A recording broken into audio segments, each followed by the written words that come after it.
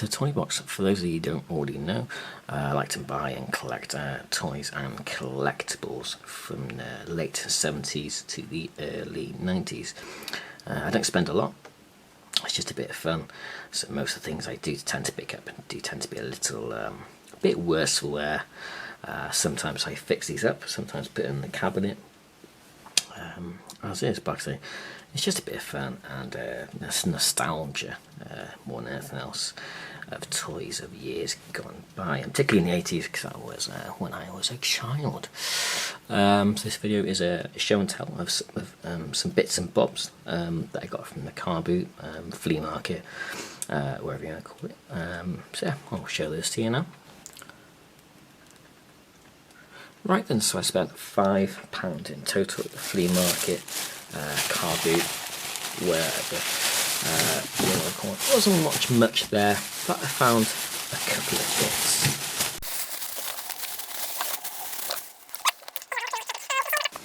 Right, this is what I all got for my £5. So I'll just show you what I got in order. I'll tell you how much I paid, what it is. Okay, so this was the first find of the day, which is a bag of figures, which I got from Stallholder for £1. It's mostly modern toys, McDonald's toys, and all sorts, but there are two things in there that caught my eye, and it was this vintage Star Wars Ken Rebel Commando from the Return of the Jedi film, released in 1983. Paint looks quite good, limbs quite good, so I would have paid £1 for that on its own, but the fact I got that for £1, it was great. And vintage Star Wars was always my passion to begin with when I was collecting. I collected vintage Star Wars figures for 20 years before I started dipping my toe in the water and looking at other toy lines from that era. So my motto is never leave a Star Wars beta figure behind. This one's not a beta, but never leave vintage Star Wars figure behind, especially for £1. So yeah, got him. And yeah, also in this bag that caught my eye was this Pingu PVC figure. I collect PVC figures, cartoon characters, cartoons from the 80s, that sort of thing, and figures depicting their shows. And this is from Pingu, which is a BBC stop motion animation, and it's made by Bullyland in West Germany, so that'll go in my collection for sure. Yeah, so those are my first finds of the day. My next find was this Cabbage Patch Kids figure. Cabbage Patch Kids were absolutely huge in the early 80s, especially stateside in the USA. Very, very popular. They were big, huge dolls. They were very popular over there, and they also released these figures as well. There's loads of figures they made. I don't know the name of this particular one, but it does have its ribbons in. It's a nice little curio to go in the cabinet with the rest of my 80s toys. I paid 50p for this, and I found it in a rummage box. I do like a good rummage box find. My next find was this Teenage Mutant Hero Turtle, or Teenage Mutant Ninja Turtles, as is known as well as. This, according to my research from Google, is Road Ready Leo, and it transforms into a fire truck. This was released in 1993 by Playmates. I'll put a picture in the top corner of the packaging for you to have a look at, and it's part of the Mutation series. This was quite worse for wear. It's got a broken thumb, it's got a chewed feet, but I quite like the look of it. It's marked up at £2, but I did a bit of negotiating and got it for £1. I felt quite sorry for him, and it was the only vintage toy that I found on this particular store. With the Turtle line, especially in the early mid-90s, they started going really crazy. They made transforming ones. There was like prehistoric caveman turtles. They had Star Trek crossovers, movie crossovers, it's crazy the stuff they did. I'm more familiar with the first wave, like Casey, Leonardo, Splinter, Rocksteady, Bebop. That's what I was more familiar with myself. But no, I quite like the look at that. And these they go in their cabinet for sure. My next find was this little small PVC figure. Didn't know what it was at first. It's dated 1992 and it had JPI on the back of it. But like I said, I like collecting mini PVC figures, as highlighted there with the Pingu, which is going to go with the collection. Yeah, it's actually what it is. It's a Snailians figure, Supersonic Shell Fighters.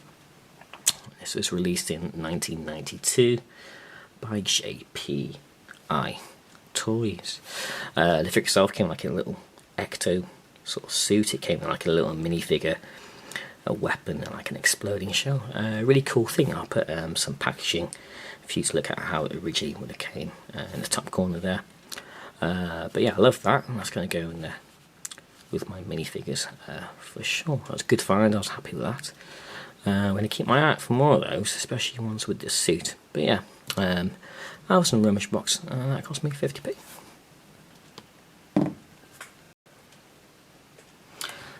My next find was this Hasbro 1991 wrestler. I've got some wrestlers in my last Carboot pickups video, Flea Market video.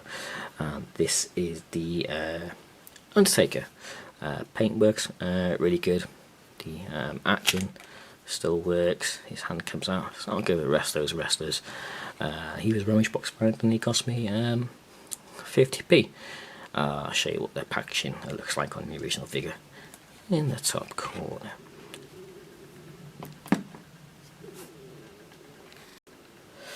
My next find was a curious one. It's this skeleton action figure. Again, there's a rummage box find. It cost me 50p, and I thought it was a Skeleton's Warrior figure, which was made by Playmates Toys in 1994. But it's not. It's a knockoff of those figures, and the knockoff is called Skeleton Fighters. They're released by Mannix Toys in the late 90s, early 2000s. Yes, that's a Skeleton Fighter figure. So he was 50p in rummage box. So I was quite happy with that. So then go over the rest of my figures in the cabinet. That's a nice little find, that one. My next find were these two books. Well, they are Star Wars books. Like I said earlier on in the video, collecting vintage Star Wars figures was my main thing. For 20 years, that's what I collected. So I saw this book underneath some Star Trek and Star Wars novels. I don't know, I looked at this box of books on the floor, but I just had a flick through and I looked underneath and I saw this and I recognised it straight away. And a lot of vintage Star Wars collectors will recognise it straight away. And it is Star Wars from Concept Screen to collect by Steve Sansweet. And this book was published in 1992. So bear in mind, this was pre-internet days, pre-Facebook days, no forums. And what it is, it tells you about all the merchandise that was released for Star Wars in the 70s and 80s. And this guy, Steve Sansweet, Sansweet is one of the biggest curator of collectibles from that era. So it's got lovely images, cereals, money banks from the 70s and 80s. Not just the toys, all the merchandise that you could get and find. Like I said, this was pre-internet days. So when this came out, it was like a Bible for Star Wars collectors to see what they could collect and find. Sneakers from the 70s and 80s, rollerblades, the cereal, lovely images. Some of the dolls, 12-inch dolls, the prototypes, the concepts. There's the AT-AT Walker. Some bit about the toys. Yoda doll. And there's the infamous, famous Power of the Force 92 back art, showing all the figures you can get. So yeah, not just figures, all the merchandise you can get from the 70s and 80s to do with Star Wars. And it also tells you how it came about and the concept of the ships and stuff. That was a great find, and it cost me 50p. That is a bargain, well worth the money. So in this box on the floor, underneath this book was this book, Return of the Jedi sketchbook. Now this was printed in 1983. It's all the concept art for the film. Lovely images, I've never seen them before. And considering I'm a big Star Wars fan, well, original trilogy, should we say, none this prequel malarkey. Although I do like The Mandalorian and Boba Fett and Rogue One, but not the prequel trilogy. Yes, look at all these lovely images. This is interesting, the concept of the Gamma Ray guards. How they came about, all the different images. That's the Gamma Ray guard we're more familiar with. But look how it may have looked. That's quite Brian Froud-esque, isn't it? From Labyrinth and Dark Crystal Frame. How is it that? That's quite Brian Froud-esque as well. But these concept images, they're amazing. So I was really chuffed with this. And this also cost me 50p. So, and those books are worth a lot more than that on the eBay open market. So for those two books, 50p, well chuffed. I shall enjoy reading those over the next few weeks, coming months. So there you go.